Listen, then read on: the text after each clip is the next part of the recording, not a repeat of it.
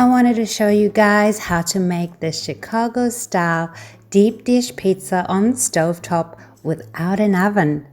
So those of you who don't have an oven never have to miss out. Look at those beautiful layers. We've got fabulous cheese pull at the bottom, and today's flavors are chicken and barbecue with bacon and chorizo sausage. Be sure to take the time to make my special sauce because in my opinion, that's what sets this pizza apart from any other. Starting off with the pizza dough, combine 3½ cups of all-purpose flour with 1/2 cup of cornmeal. I'm using a mixer today, but you can totally do this by hand. Then 1½ teaspoons of salt. Our final dry ingredient is 2 teaspoons of sugar. And as you can see here guys, I'm just mixing everything together so there isn't a clump of one ingredient stuck in a corner, just to make sure that everything is evenly distributed, and we're going to make a wow in the center. Now we're going to set our dry ingredients aside and prepare the dough's wet ingredients. Starting off with 1½ cups of water at room temperature, we add to that 2¼ teaspoons of instant dry yeast. Whisk that together and let that rest for 10 minutes so the yeast can start activating. Then stir it again and add it to your dry ingredients.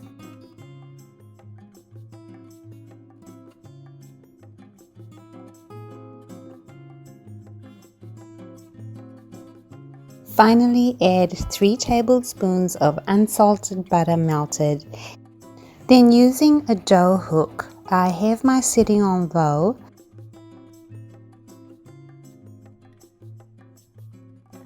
And using a spatula, scrape the sides of the bowl to incorporate all of your ingredients into your dough. And your pizza dough is ready when it all comes together and forms a ball. Then on the floured surface, you're going to further knead your dough by hand just to activate the glutens. If you're not using a machine, you're going to be kneading the dough for about 10 minutes. Okay, so now we need to let the yeast further do its magic. In a clean bowl, add a tablespoon of olive oil and coat your bowl, like so. And cover your dough with the oil as well. If you're new to my channel, welcome. Make sure to subscribe and click on that notification bell. I post new recipes every week. Cover the dough with something that's going to omit the light, for example a pot lid or a plate or even a tea towel. And now we need to let our dough rest for an hour. To make our beautiful barbecue sauce, set your burner to medium and add 2 tablespoons of unsalted butter, and you're going to let that melt. Stir it around if you need to, or you can just, let it do its thing all by itself. And then add a 1/4 cup of grated onion and stir that. And what we're looking for is for the onion to turn opaque. And now to add our herbs, you will need to add 1/2 teaspoon of dried oregano, 1/2 teaspoon of salt, 2 garlic cloves, crushed, or 2 tablespoons of crushed garlic.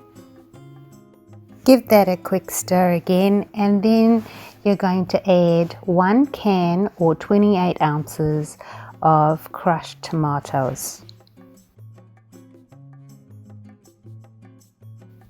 And 1/2 teaspoon of sugar. We're doing lots of stirring. Yes guys, stir it again. If you have a gas stove, set your burner to the lowest possible heat. If you have an electric stove, you can set it to about 3. What we want to do is just leave the sauce on a very gentle simmer for about 20 minutes. Make sure to cover your pot or pan. After the 20 minutes, your sauce is almost ready. Turn the heat off and add 2 tablespoons of chopped fresh basil. I'm using dried, you can use dried if you want to, and add a tablespoon of olive oil and sprinkle some black pepper, however much you like. As you can see, our sauce is looking a little bit dry, and now we need to fix that. So we're going to add 6 tablespoons of BBQ sauce. I'm using Sweet Baby Ray's. I find it to be an intense flavor of barbecue, and it's so sweet and smoky and yummy. So I love using that brand, but you can use any barbecue sauce that you like and give that a stir. We can certainly use a bit more sauce, so go ahead and add 2 tablespoons of tomato sauce, just regular tomato sauce. Yes guys, give that another stir. But now your special sauce is all done and ready, and you're going to set that aside for later when we assemble our pizza. I'm just slicing 500 grams of chicken here, skinless, boneless. You can use any type of meat that you like. You can use ground beef, ground chicken, ground turkey, anything you like really. But today I'm using 500 grams of chicken. I'm just frying that on a medium heat in some olive oil and setting that aside. Frying all my meat separately, but if you prefer and if you want to cut down some time, you can fry all your meats together if you like. It's your pizza and it's your kitchen. You can be as creative or as versatile as you like. Then I've added a bit more olive oil and I've sliced 360 grams of bacon, and I'm just going to cook that until it's a medium brown. You can have it crispy if you like, but I'm just frying it to how I like it, and then you're going to set that aside. If you find it a little oily, you can drain it on a paper towel if you like. And my last meat that I'm using today is sliced chorizo. Chorizo has a lot of fat content in it, and I found that I did have to place the chorizo on a paper towel when I was done frying it, but it's looking so good. Okay, so all your meat's now done, and now we need to laminate the dough. Look at this dough, guys. It's so soft and it smells amazing. So now you're going to turn the dough out onto a floured surface, and you're going to roll it into a 15 by 12 inch rectangle or a 38 by 30 centimeter triangle. Here I just shape my dough into kind of the shape that I'm looking for, just so that when I roll my dough out, it's pretty easy to achieve the shape that I'm looking for without much effort. And now we are going to need to oil this dough, and here I'm using some melted butter or softened butter really. You will need 4 tablespoons of unsalted butter, and I've just popped it in the microwave for about 10 seconds. Spread the butter over the surface of the dough and leave about a ½ inch border along the edges. And then we're going to roll this dough like a Swiss roll. So starting at one end, tuck in the border of the dough and then roll it until it's flat on its one side, and then turn it long ways. Flatten the dough again to get kind of the shape that you're looking for, and this is going to be a very long skinny rectangle. That you're looking for is 18 by 4 inch or a 45 by 10 centimeters. Now you need to cut the dough in half because we are going to be making 2 pizzas. Fold each half like a business letter and then take the two ends of the dough and tuck it in so it's shaped like a ball. And repeat that with the other half of the dough as well. Then we're going to need to let this dough rest in the fridge this time for another hour. And to do that, we need to oil a bowl again. You can use the same bowl if you want to, it's no problem. And we're using olive oil again, just in keeping with our same ingredients. Cover it, and I'm using cling film. Place it in the fridge for an hour. And that's it, your dough is all done. You don't need to do anything else except roll it out at the end.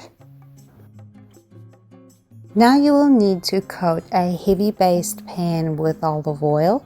Coat the bottom and the sides. Then removing our dough from the fridge, you're going to roll out your dough to measure the size of your pan and up the sides as well. Again, I'm just using my fingers to get the general shape, and I'm also flouring my dough so it doesn't stick on my hands. Place your dough into your frying pan, and then you're going to maneuver the dough so that it generally fits into your frying pan. Press it down so that it kind of is, you're trying to get it to stick to your frying pan and also be generally in the same width all along the sides. Here you can see I'm just shaping my dough until I have the desired effect. Now you're going to poke some holes into the bottom of the pan. This is so that your pizza dough doesn't fluff up too much while cooking. Set your burner to extremely low. Place your pan on the burner and close your pot and cook for 10 minutes. Turn off the heat. Spread 250 grams of grated mozzarella. Now to add all your sliced meats. First I spread around half the portion of the sliced chorizo. Then half the portion of my strips of beautiful bacon. Then using half my portion of chicken, I just filled in all the spaces where the other meats didn't cover. Look at that gorgeous looking sauce. We are going to spread half of our sauce over all the meat because we're saving all our other half portion sizes for our other pizza.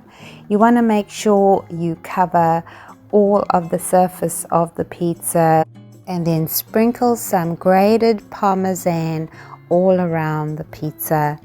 Add some oregano, some black pepper, and finally some fresh basil. Close the pan and set your burners to low again, extremely low as you can get it, and cook your pizza for about 15 minutes. And voila! Look how beautiful this looks, and I assure you it tastes even better. Thank you for watching, guys. Please do like my video and subscribe to my channel for many more recipes to come. See ya!